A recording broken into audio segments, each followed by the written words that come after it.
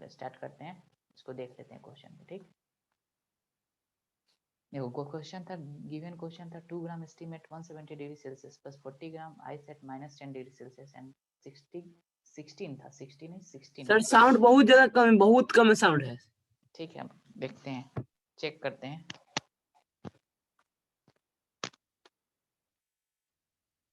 अभी सही है, आवाज सही है? थोड़ा सा सही है, थोड़ा सा सही है। ठीक है, अब वहां से वॉल्यूम तेज कर लो, ठीक है, सही हो जाएगा। ठीक, चलो देखो इसमें क्या करेंगे, सपोज कर लो हम लोग का रेफरेंस लेवल क्या था, water at 0 degree Celsius, 0 degree Celsius पे ले जाना था। ठीक है, तो देखो ये स्टीम को पहले लाओ, 2 ग्राम स्टीम 100 डिग्री सेल्सियस पे लाते हैं, तो यहाँ पर क्या होगा, हीट रिलीज होगा, कितना होगा, Q equal to M S delta T वाला, क्योंकि टेम्परेचर का डिक्रीमेंट हो रहा है, मास कितना है 2, स्पेसिफिक हीट कितना हो जाए 0.5, और टेम्परेचर कितना घटा 170 से 100 यानी 70, यहाँ से क्या आ गया 70 कैलोरी आ गया। ठीक, फिर यहाँ से हम लोग 2 ग्राम वाटर में कन्वर्ट करते हैं 100 डिग्री सेल्सियस पे। ठीक, तो यहाँ पे जो क्यू रिलीज होगा ml टाइप वाला होगा, ml भी लेटेंट हीट ऑफ वेपराइजेशन, यानी 2 इंटू 540, ये कितना हो जाएगा 0810, इतना कैलोरी हो जाएगा। ठीक है, हीट रिलीज होगा, ये भी रिलीज होगा। फिर 2 ग्राम वाटर को हम ले जाते हैं, 2 gram water at 0 degree Celsius, 0 degree Celsius पे ले जाए, तो फिर यहाँ पर एम एस डेल्टा टाइप वाला हीट होगा, Q equal to M S delta T, यानी मास कितना है 2 इंटू 1 इंटू 100, 200 कैलोरी। ठीक है, यानी 0 डिग्री तक आने में टोटल हीट कितना रिलीज किया, हीट रिलीज Q1, इसको रिलीज बोलते हैं, रिलीज वो कितना हो गया 70 प्लस 1080 प्लस 200। ठीक है, तो ये कितना आ जाएगा 0531। ठीक है, इतना कैलोरी हीट रिलीज होगा। ठीक है, क्यू रिलीज्ड। अब क्या करते हैं, अब आइस को भी लाते हैं हम लोग 0 डिग्री पर। ठीक है, तो पहले आइस जो आएगा, ठीक, आइस कहाँ आएगा 14 ग्राम आइस एट 0 डिग्री सेल्सियस, पहले 0 डिग्री सेल्सियस पे है, तो क्यू कितना हो जाएगा M S delta T, M कितना है 14, एस कितना 0.5, और डेल्टा टी कितना हो जाएगा 10, यानी ये भी 70 कैलोरी आ गया। ठीक, फिर यहाँ आइस 14 ग्राम आइस एट, आइस नहीं सॉरी वाटर बन जाएगा, अब आइस कन्वर्ट कर लिए, अब आइस से क्या होगा फेज चेंज हो जाएगा टेम्परेचर का, यहाँ 0 डिग्री पे आ गया तो फेज चेंज करेंगे, वाटर एट 0 डिग्री सेल्सियस, तो यहाँ पे फेज वाला होगा, यानी Q equal to M L F होगा, यानी कितना आएगा 14 इंटू लेटेंट हीट कितना हो जाएगा 80, तो कितना हो जाएगा 0211, इतना कैलोरी। ठीक है, इतना कैलोरी का हीट ये लगेगा। ठीक, अब ये वाटर में आ गया, इसको ऐसे ही छोड़ देंगे। ठीक है, अब देखो, अब फिर यहाँ अब इसका देखते हैं, 6 ग्राम वाटर को, 6 gram water at 0 degree Celsius पे लाते हैं, 0 डिग्री सेल्सियस पे, तो कितना हीट रिलीज होगा Q equal to M S delta T, क्योंकि टेम्परेचर का डिक्रीमेंट हो रहा है, तो 6 इंटू 1 इंटू 30, 180 कैलोरी। ठीक, 180 कैलोरी। ठीक है,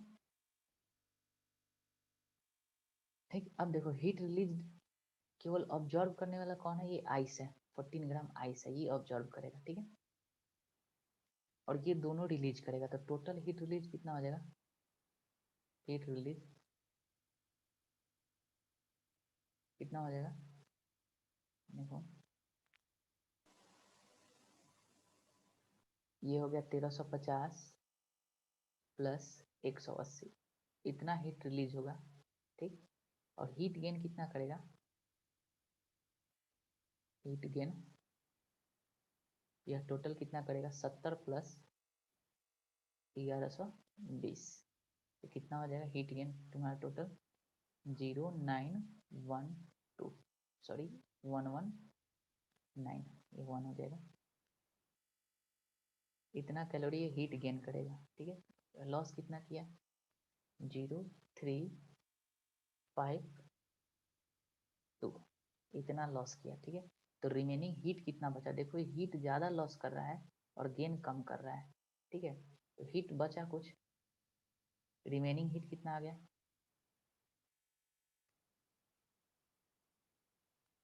हीट कितना आया, देखो देने वाला ज़्यादा है, ठीक। तो कितना हो जाएगा 2530 माइनस 1190, ठीक है। ये मान लो इतना हीट आ गया, ठीक। तो फाइनल मिक्सचर में क्या है, देखो 2 ग्राम वाटर, ये भी वाटर में बदल गया है 0 डिग्री पे, ये भी वाटर में बदल गया है 0 डिग्री पे, और ये भी वाटर में बदल गया है तो 0 डिग्री पे। तो फाइनली कितना है, ठीक है, 6 और 14 20 और 2 22 ग्राम वाटर एट 0 डिग्री सेल्सियस पे, प्लस कुछ हीट है, हीट है कितना है, ये रिमेनिंग हीट है, क्यू रिमेनिंग। तो अब ये हीट क्या करेगा, टेम्परेचर को राइज करेगा, ठीक है, ये टेम्परेचर को राइज करेगा। तो इसको जो हीट रिमेनिंग है इसको ms डेल्टा टी से इक्वेट कर देंगे, तो फाइनल यहाँ से टेम्परेचर आ जाएगा, ठीक है। और इस तरह हम लोग सॉल्व कर लेंगे, ठीक, ठीक है। अगर ये हीट मेरा रिलीज निगेटिव आता है, इसका मतलब कुछ आइस जो था वो पूरी तरह से कन्वर्ट नहीं हुआ, ठीक है। तो इसको इस तरह हम लोग सॉल्व करते हैं, ठीक है, ये सिंपल है, ठीक है। 0 हो गया तो सर, 0 हो गया तो कोई बात नहीं, जितना हीट लॉस किया उतना ही गेन करेगा, ठीक है। अगर निगेटिव होता, इसका मतलब जो आइस था पूरी तरह से वाटर में कन्वर्ट नहीं करेगा, कुछ फाइनल उसमें बचा रहेगा आइस, ठीक है। जैसे देखो क्वेश्चन में, अगर इसी क्वेश्चन को हम यहाँ पे हम 16 ग्राम कर दें, 16 ग्राम वाटर कर देते हैं, तो देखो ये कितना हो जाएगा, मल्टीप्लाई कर दो, ठीक है, कितना आ गया, 16 48। सर हीट रिलीज तो 170 वाला ना करेगा। हाँ 170 वाला हीट रिलीज करेगा, ये भी तो रिलीज करेगा ना। ये 16 ग्राम वाटर जो है 0 डिग्री पे आ जा रहा है, 60 ग्राम वाटर 0 डिग्री सेल्सियस पे आ जा रहा है, ठीक है। तो ये भी हीट रिलीज करेगा, ठीक है। मतलब ओवरऑल कंसेप्ट क्या है कि जो हीट जो है, हीट रिलीज हम लोग चेक करेंगे और हीट गेन चेक करेंगे, ठीक है, दोनों को बैलेंस करेंगे। अगर कुछ हीट बचता है, ठीक, अगर कुछ हीट बचता है तो वो टेम्परेचर को राइज करेगा, कब, जब पॉजिटिव होगा हीट, तो ठीक है। अगर निगेटिव आया, इसका मतलब जो जो आइस था वो पूरी तरह से कन्वर्ट नहीं हुआ होगा, ठीक है। बस इसका कंसेप्ट यूज करेंगे, यानी ओवरऑल क्या है, heat loss equal to heat gain check कर लेना है, ठीक, ठीक है। चलो हम लोग नेक्स्ट पोर्शन स्टार्ट करते हैं, heat transfer, very very important, ठीक। बुक से प्रैक्टिस करो, ठीक है, सो मेनी क्वेश्चन बुक में गिवन होगा, ठीक है। चलो आगे बढ़े, जो मेन हम लोग का टॉपिक है हीट ट्रांसफर, जहां से क्वेश्चन ज्यादा आने की संभावना होती है, ठीक है। आगे चलें, यस सर। ठीक, हीट ट्रांसफर,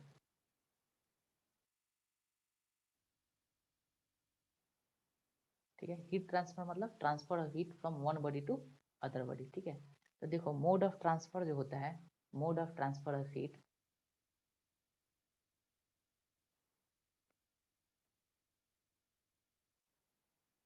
ये 3 तरह का होता है, ठीक है। Mode of transfer of heat जो है 3 तरह का है, ठीक, कंडक्शन, कन्वेक्शन एंड रेडिएशन, ठीक है। एक हो गया कंडक्शन, दूसरा कन्वेक्शन और तीसरा रेडिएशन, ठीक है। ये 3 तरह का mode of transfer of heat होता है, ठीक है, कंडक्शन, कन्वेक्शन एंड रेडिएशन, ठीक। अब तीनों को हम लोग देख लेंगे, ठीक है, कि क्या क्या डिफरेंस है तीनों में, ठीक। देखो कंडक्शन में क्या होता है, जो हीट ट्रांसफर होता है, ठीक है, heat transfer is due to vibration of molecule, ठीक है। हीट ट्रांसफर जो होता है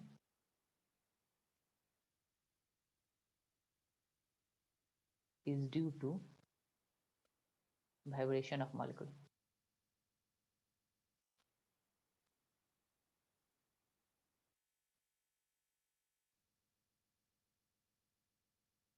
मॉलिक्यूल के वाइब्रेशन के कारण होता है। सपोज कर लो एक रॉड है, देखो एक रॉड है, ठीक।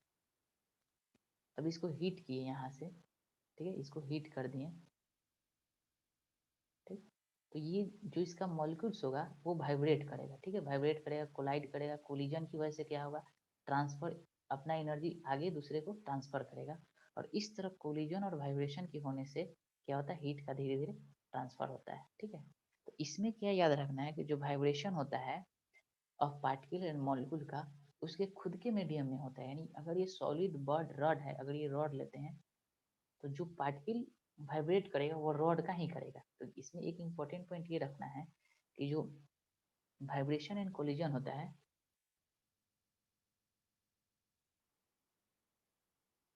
एंड कोलिजन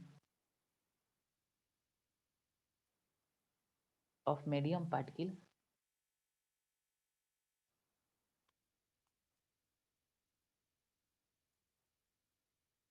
इन इटसेल्फ, यानी खुद में होता है ना, किसी दूसरे मीडियम में नहीं। अगर हम रॉड में हीट ट्रांसफर हो रहा है कंडक्शन मोड से, इसका मतलब रॉड का जो पार्टिकल्स होगा वो वाइब्रेट कर रहा है, ठीक है, ठीक। और क्या बोल सकते हैं, कंडक्शन के लिए मीडियम इज रिक्वायर्ड, ठीक है। कंडक्शन के लिए क्या होता है, medium is required, medium is required, इसमें मीडियम रिक्वायर्ड होता है, ठीक। उसी तरह कन्वेक्शन में आते हैं, ठीक है। कन्वेक्शन में मीडियम ऑफ पार्टिकल जो होता है move from one place to another place, ठीक है। एक पार्टिकल, जैसे हम लोग देखो वाटर, हम लोग पॉट में वाटर गर्म करते हैं तो क्या होता है, जैसे इसको हीट देते हैं तो यहाँ का मॉलिक्यूल मूव करके ऊपर चला जाता है ना, और नीचे वाला, ऊपर वाला मॉलिक्यूल मूव करके नीचे आ जाता है। इसका मतलब क्या होता है कि जो पार्टिकल्स का मीडियम, सॉरी मीडियम का जो पार्टिकल्स होता है एक जगह से दूसरे जगह मूवमेंट करता है और इस तरह हीट का ट्रांसफर होता है। यानी क्या बोल सकते हैं, मीडियम पार्टिकल्स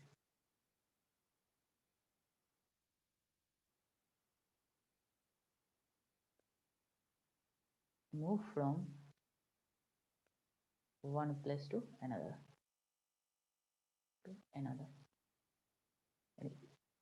एक जगह से दूसरे जगह मूव करता है, तब उस फेनोमेना, उस ट्रांसफर ऑफ हीट को कन्वेक्शन बोलते हैं, ठीक है। उस ट्रांसफर ऑफ हीट को क्या बोलते हैं, कन्वेक्शन बोलते हैं, ठीक है।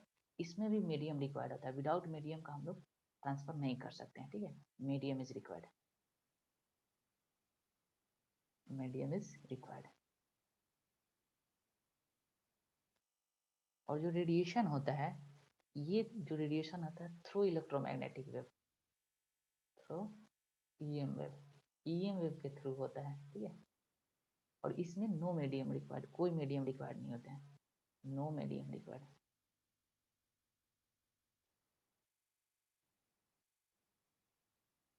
इसमें कोई मीडियम रिक्वायर्ड नहीं होता है, ठीक है। तो ये तीन तरह का transfer of mode of transfer of heat है। कंडक्शन हो गया, कंडक्शन में क्या है, पार्टिकल जो होता है इटसेल्फ उसी में वाइब्रेट करता है, यानी जिस मीडियम में कंडक्शन हो रहा होगा उसी मीडियम का पार्टिकल वाइब्रेट करता है। कन्वेक्शन में क्या होता है, पार्टिकल एक जगह से दूसरे जगह मूवमेंट करता है और इस तरह क्या करता है, एक्चुअल में एनर्जी को कैरी कर रहा होता है, ठीक है, ठीक। एनर्जी को क्या करता है, कैरी कर रहा होता है, ठीक है। और यहाँ का पार्टिकल एनर्जी लेके ऊपर गया, फिर ऊपर वाला पार्टिकल नीचे आया, इस तरह के मूवमेंट से जो होता है, पार्टिकल के मूवमेंट से जो हीट का ट्रांसफर होता है, that transfer is called convection. Radiation क्या होता है, रेडिएशन थ्रू इलेक्ट्रोमैग्नेटिक वेव के थ्रू होता है और उसमें कोई मीडियम की रिक्वायरमेंट नहीं होती है, ठीक है। तो ये इतने तरह का है। इसमें भी सबसे इंपॉर्टेंट हम लोग को पढ़ना है conduction, very very important, and radiation, ये both are very very important, ठीक है। चलो आगे बढ़े। Yes sir. सर यहाँ मीडियम का मतलब क्या है? मीडियम का मतलब है जिस मीडियम में हीट का ट्रांसफर कराना चाह रहे हैं, ठीक है। जैसे हम रॉड को हीट करना चाहते हैं, देखो जैसे रॉड को हीट करना चाहते हैं, सपोज करो हम चाहते हैं कि ये रॉड है, ठीक है। तो ये कौन सा बॉडी होगा, सॉलिड हो गया।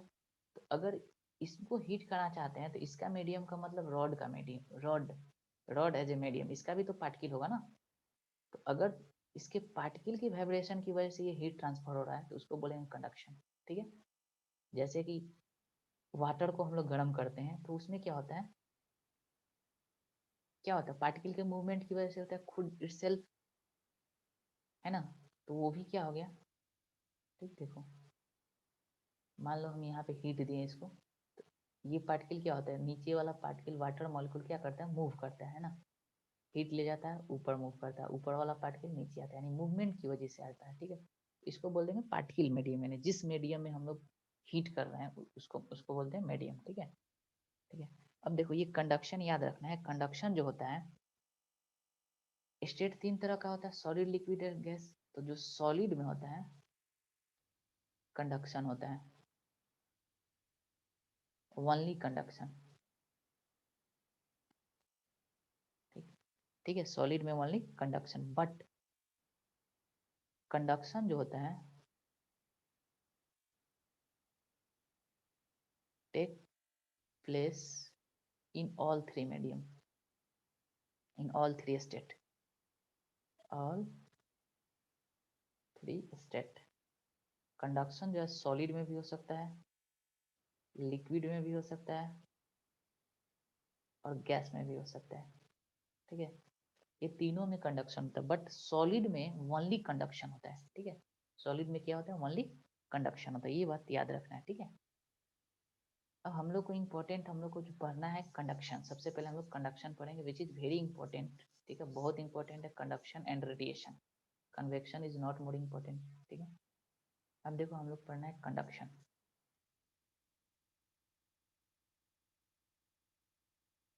ठीक है, कंडक्शन, देखो कंडक्शन होता क्या है, कंडक्शन में हम किसी जब पार्टिकल, जैसे सपोज कर लो एक रॉड है, एग्जांपल लेते हैं, एग्जांपल से समझते हैं।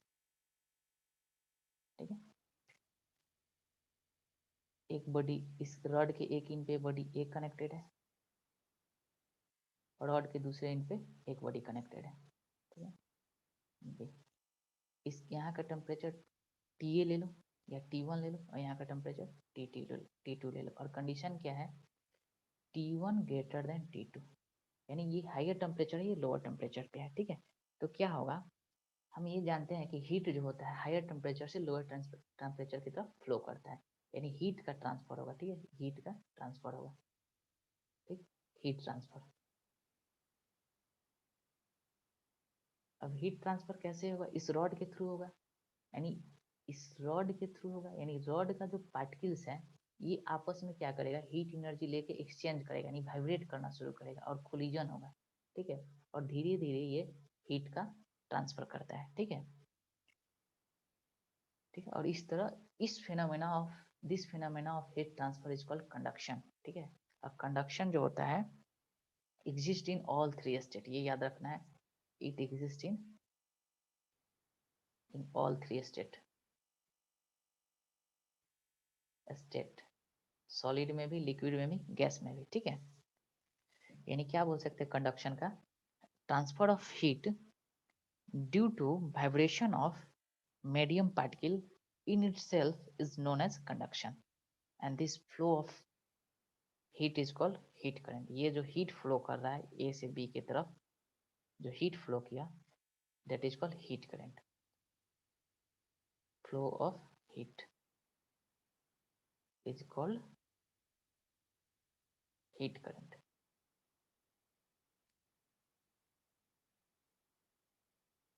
इसको क्या बोलते हैं, हीट करंट बोलते हैं। जिस तरह इसको रिलेट करेंगे थोड़ा सा करंट इलेक्ट्रिसिटी से, जिस तरह हम लोग करंट क्या बोलते थे, flow of charge is called current, उसी तरह flow of heat is called heat current. ठीक है, हीट करंट बोलते हैं। ठीक है, तो ये कंडक्शन होता है। ठीक है, अब इसको पढ़ने के लिए कुछ छोटा छोटा टर्मिनोलॉजी है, उसको जानना जरूरी है, जैसे कि temperature gradient, steady state, lagged, unlagged, ये सब जानना जरूरी है। ठीक है, तो एक एक करके हम लोग देख लेते हैं सारे पॉइंट्स को। ठीक है, उसके बाद फिर हम लोग क्वेश्चन स्टार्ट करेंगे। ठीक, आगे बढ़े।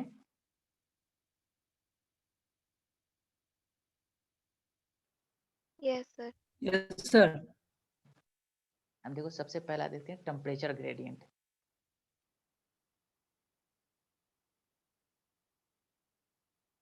टेम्परेचर टेम्परेचर ग्रेडियंट, ग्रेडियंट मतलब क्या होता है, स्लोप। ठीक है, टेम्परेचर ग्रेडियंट, सपोज कर लो एक रॉड है, सपोज एक रॉड है। ठीक है,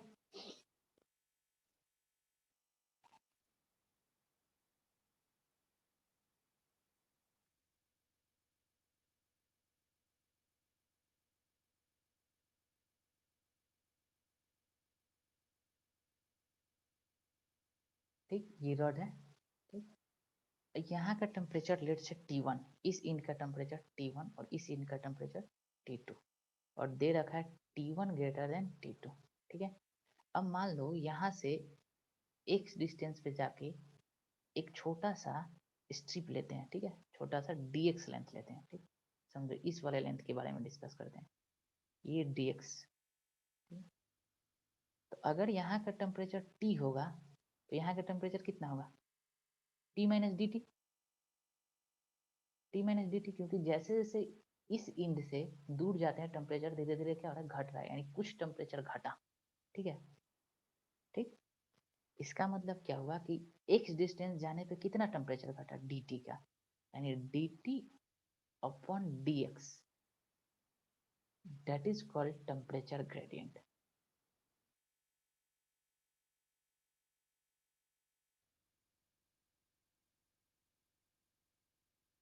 इसको क्या बोलते हैं? टेम्परेचर ग्रेडियंट बोलते हैं। यानी क्या बोल सकते हैं? The rate of change of temperature with respect to distance. क्या बोल सकते हैं? Rate of change of temperature with respect to distance is called temperature gradient।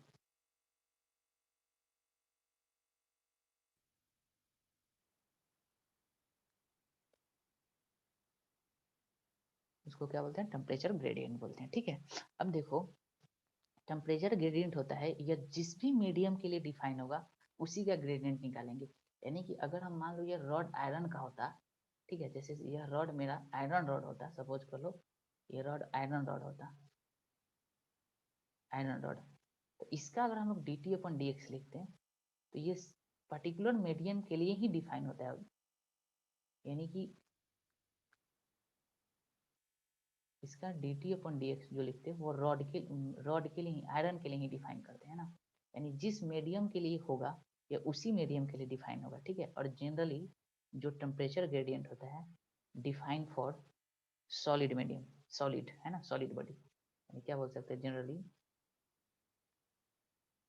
Define for solid, solid body, solid body के लिए जनरली डिफाइन होता है। ठीक है, जो टेम्परेचर होता है, टेम्परेचर ग्रेडियंट है, ये जनरली सॉलिड बॉडी के लिए डिफाइन होता है। ये है क्या? सिंपल है, rate of change of temperature बताता है विथ रिस्पेक्ट टू डिस्टेंस, यानी डिस्टेंस के साथ कितना टेम्परेचर में चेंज है, that is called temperature gradient. ठीक है, ये सिंपल है। ठीक है, हो गया। बस इसको अभी याद रखना है कि जहाँ भी यूज होगा ये सब न्यूमेरिकल में यूज हो जाएगा, दे देगा कि टेम्परेचर ग्रेडियंट इतना है, इसका मतलब क्या है? डी टी अपन डी एक्स का वैल्यू दी देना है। ठीक है, ये न्यूमेरिकल में यूज होगा वर्ड। ठीक, हो गया। सर इसमें क्या बोल सर इसमें बोले मतलब आयरन का मीडियम नहीं समझ में हाँ, आया। मतलब कि अगर ये टेम्परेचर ग्रेडियंट है ना, पर्टिकुलर बॉडी के लिए डिफाइन होगा, सब बॉडी का अलग अलग होगा, है ना। जैसे रॉड का, आयरन रॉड का निकाले तो यहाँ पे जो टी डी अपन डी एक्स होगा ये पर्टिकुलर आयरन के लिए डिफाइन होगा। मान लो कोई वुड होता है, लकड़ी का रॉड होता है ना, तो इसके लिए निकालते हैं तो डी टी अपन डी एक्स या यह वुड का होता है ना। मतलब हर बॉडी का टेम्परेचर ग्रेडियंट अलग अलग होता है, यानी किसी पर्टिकुलर बॉडी के लिए डिफाइन होता है। ठीक है, समझ में आया? Yes sir. ठीक, चलो आगे चले। Yes sir. Yes, sir. अब देखो, अब नेक्स्ट है steady, steady state of thermal conduction, very important point, steady state of thermal conduction.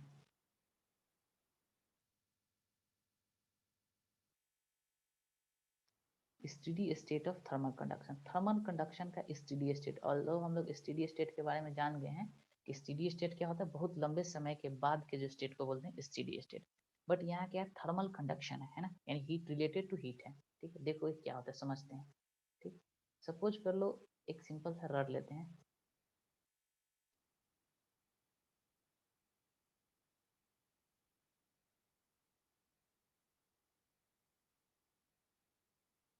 ठीक है, एक रॉड लेते हैं। ठीक, और क्या बोलते हैं, यहाँ से हीट सप्लाई देना शुरू करते हैं, यहाँ से हम लोग हीट सप्लाई देना शुरू करते हैं। ठीक है, यहाँ से हम हीट सप्लाई कर रहे हैं। ठीक, हीट तो क्या हुआ, मान लो अभी जब हीट दे रहे हैं तो इस इनका टेम्परेचर 30 डिग्री सेल्सियस है, ठीक है। इधर चले तो हो सकता है कुछ कम होगा, है ना, मान लो 20 डिग्री सेल्सियस है, ठीक। इधर चले तो और 10 डिग्री सेल्सियस और हीट दिए, ठीक। तो थोड़ी देर बाद क्या हो सकता है 40 डिग्री सेल्सियस हो जाए, यहाँ का 30 डिग्री सेल्सियस हो जाए, यहाँ का 20 डिग्री सेल्सियस हो जाए, और टेम्परेचर दिए तो हो सकता है ये 50 डिग्री हो जाए, ठीक। ये 40 डिग्री हो जाए, ये 30 डिग्री हो जाए, और टेम्परेचर दिए तो यहाँ सपोज करो 90 डिग्री हो जाएगी, ये कुछ और हो जाए, मान लो 85 डिग्री हो जाए, ये 75 डिग्री हो जाए, है ना, ठीक। तो एक समय ऐसा आएगा, ठीक है, ठीक, एक समय ऐसा आएगा जो रेट है, मतलब कि अब टेम्परेचर बढ़ाने पे, ठीक, मान लो अब टेम्परेचर बढ़ा रहे हैं और टेम्परेचर बढ़ा और हीट दिए तो भी मेरा ये इसी कंडीशन को फॉलो कर रहा है ना। मतलब टेम्परेचर जो है रॉड का पर्टिकुलर पॉइंट पे फिक्स्ड हो गया, ठीक है। मान लो एकदम अब कितना भी हीट दे रहे हैं, कितना भी हीट दे रहे हैं तो इसका टेम्परेचर राइज नहीं हो रहा है ना। तो जब ऐसा कंडीशन आ जाए, इस कंडीशन को बोलते हैं steady state condition, steady state condition. कहने का क्या मतलब है, जितना भी हीट दे रहे हैं टेम्परेचर में कोई फर्क नहीं पड़ रहा है, इसका मतलब जितना हीट दे रहे हैं टेम्परेचर तो नहीं बढ़ा है, बट हीट तो निकल रहा होगा ना, यानी जितना हीट ले रहे हैं उतना हीट क्या हो रहा है, बाहर निकल रहा है, ठीक है। और इसी कंडीशन को बोलते हैं स्टेडी स्टेट कंडीशन, ठीक है। At that time is called steady state time, ठीक। यानी क्या देख रहे हैं, स्टेडी स्टेट में क्या हो जाएगा, ठीक है, देखो, यानी अगर हम एक पर्टिकुलर यूनिफॉर्म की बात करें, यूनिफॉर्म रॉड की बात करें, मान लो एकदम यूनिफॉर्म्स की बात करते हैं, ठीक है। देखो मान लो एकदम यूनिफॉर्म ले लिए, यहाँ पर टेम्परेचर मान लो मेरा 50 डिग्री सेल्सियस है, यहाँ पे टेम्परेचर 40 डिग्री सेल्सियस है ना। कितना भी अब टेम्परेचर, कितना भी हीट दे रहे हैं, कितना भी यहाँ से हीट दे रहे हैं, ये टेम्परेचर चेंज नहीं हो रहा है, ठीक है। मतलब एकदम यूनिफॉर्मली कॉन्स्टेंटली मेंटेन कर लिया है ना। यानी क्या बोले कि अब रॉड जो है, ये रॉड हीट एब्जॉर्ब करना बंद कर दिया, रॉड हीट एब्जॉर्ब करना बंद कर दिया, करना बंद कर दिया है, ठीक है। यानी जितना हीट दे रहे हैं उतना हीट रिलीज कर रहा है। यानी किसी भी एक्स डिस्टेंस की दूरी पे कहीं दो पॉइंट ले लो, ये मान लो एक्स डिस्टेंस ये है और यहाँ भी एक्स डिस्टेंस ये है, ठीक। ये मान लो यहाँ का टेम्परेचर टी ए, यहाँ का टेम्परेचर टी बी, यहाँ का टेम्परेचर टी सी, यहाँ का टेम्परेचर टी डी। अगर सेम डिस्टेंस के लिए निकाले, ठीक, टेम्परेचर डिफरेंस है, टेम्परेचर ग्रेडियंट निकाले, यानी क्या निकाल सकते हैं, T A minus T B equal to होगा T C minus T D. यानी सेम डिस्टेंस के लिए, सारा एक्सपेरिमेंटल चीज है कि सेम डिस्टेंस के लिए टेम्परेचर का डिफरेंस सेम हो गया। यानी कहने का क्या मतलब हुआ, इस पर्टिकुलर रॉड के लिए D T upon D x क्या हो गया, कांस्टेंट हो गया। कितना भी हीट दे रहे हैं लेकिन टेम्परेचर पे चेंज नहीं हो रहा है सेम डिस्टेंस के लिए, ठीक है। डी टी अपन डी एक्स क्या हो गया, सेम हो गया, ठीक। तो इसी कंडीशन को बोलते हैं steady state of thermal conduction. यानी जब थर्मल कंडक्शन में कोई बॉडी चल जाता है तो ग्रेडियंट होता है कांस्टेंट हो जाता है, टेम्परेचर ग्रेडियंट क्या हो जाता है, कांस्टेंट हो जाता है, पहली बात, ठीक है। यानी सेम डिस्टेंस के लिए टेम्परेचर का डिफरेंस क्या होगा, सेम होगा, लेकिन कब, जब स्टेडी स्टेट में हो तब। ये कब होगा, स्टेडी स्टेट में, स्टेडी स्टेट। एक बात पता चला कि स्टेडी स्टेट का मतलब क्या होता है, टेम्परेचर ग्रेडियंट कांस्टेंट हो जाए, ठीक है। चलो एक आगे मिनट से देखते लिख रहे हैं, हैं। ठीक। अगर कट जाए तो फिर से ज्वाइन कर लेना, ठीक है। इस चीज को हम लोग थोड़ा सा लिंक करेंगे करंट इलेक्ट्रिसिटी से, सेम चीज है, ठीक है। जो चीज अभी हम पढ़ने जा रहे हैं आगे सेम लिंक होगा उसी से। चलो हो गया। No sir.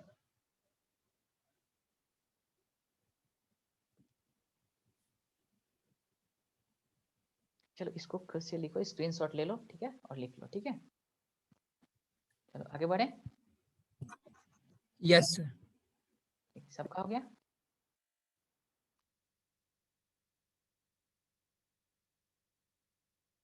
चलो आगे चलते हैं, ठीक है, स्क्रीनशॉट ले लिया करो, हो जाएगा, ठीक है। देखो इसका दूसरा स्टेडी स्टेट का दूसरा मतलब समझते हैं, ठीक है। मान लो एक रॉड है, ठीक,